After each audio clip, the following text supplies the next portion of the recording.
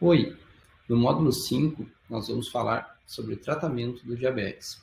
Vamos dar algumas pinceladas breves, não é o objetivo aqui se estender em relação ao tratamento, até porque isso exigiria inúmeras aulas sobre as diferentes opções de medicação e alternativas de tratamento. Porém, o objetivo é dar um sumário do que é realmente relevante e do que existe disponível em relação ao tratamento do diabetes. Falaremos primeiro de tratamento não farmacológico, depois de tratamento medicamentoso e, por fim, do uso das insulinas. Se sabe que a boa parte do tratamento, se não pelo menos metade do tratamento do diabetes, ele envolve a mudança de estilo de vida.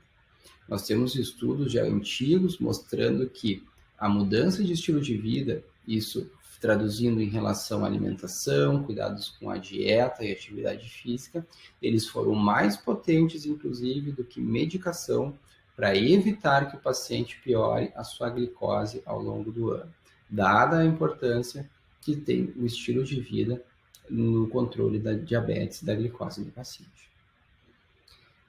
Em relação à dieta, alguns pontos apenas que eu gostaria de salientar, que é a importância de uma dieta com baixo índice glicêmico. O que isso significa?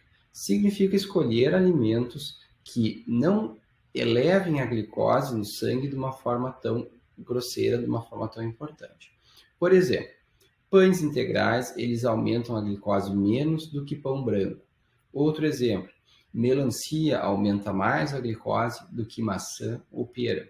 Então, saber escolher, junto com orientação nutricional, alimentos que não façam a glicose subir de forma tão importante.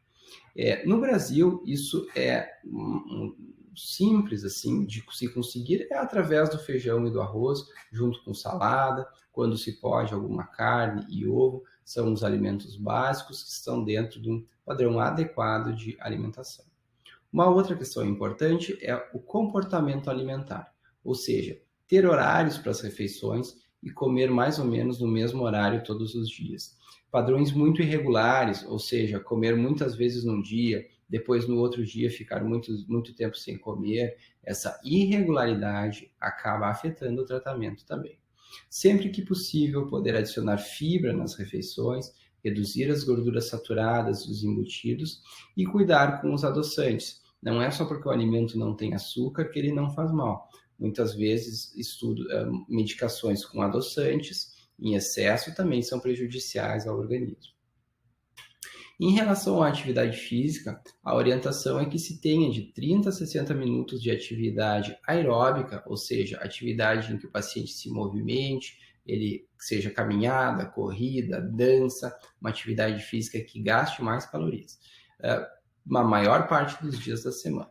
Uma outra métrica para isso são pelo menos 150 minutos de atividade aeróbica na semana e orientar o paciente a não ficar 2 dias consecutivos sem fazer atividade física. Em relação ao tratamento medicamentoso, atualmente nós temos diversas opções de medicações e não é o objetivo aqui ficar explicando sobre cada uma delas, mas sabendo que o Serviço Único de Saúde nos disponibiliza a metformina e a glibenclamida, e mais adiante, se o tratamento não está bem controlado, a insulina. Em alguns casos também, o paciente pode utilizar via Serviço Único de Saúde a dapaglifosina em casos específicos de alto risco cardíaco. Então, essas são diversas opções, como a gente pode ver, para o bom controle do diabetes. Em situações em que o paciente não atingiu um bom controle com as medicações que ele consegue usar via oral ou subcutâneo, está indicado o uso de insulina. Numa outra situação, no diabetes tipo 1, nós necessitamos usar insulina desde o início do tratamento. Então, há espaço para insulina tanto no diabetes tipo 2 quanto no diabetes tipo 1. Em relação às insulinas, nós temos diferentes tipos de insulina também, com diferentes padrões de ação. O que isso quer dizer? Nós temos insulinas que agem de forma bem rápida, como a Lispro, a Aspart, em que o efeito delas ocorre a partir de 15 minutos e em cerca de 2 horas já está desaparecendo. Insulinas com uma ação mais intermediária, como a NPH, e insulinas com uma ação mais lenta, como a glargina. E de acordo com cada perfil de paciente, nós vamos escolher a insulina que mais se adapte ao seu tratamento. Nesse tópico seria isso.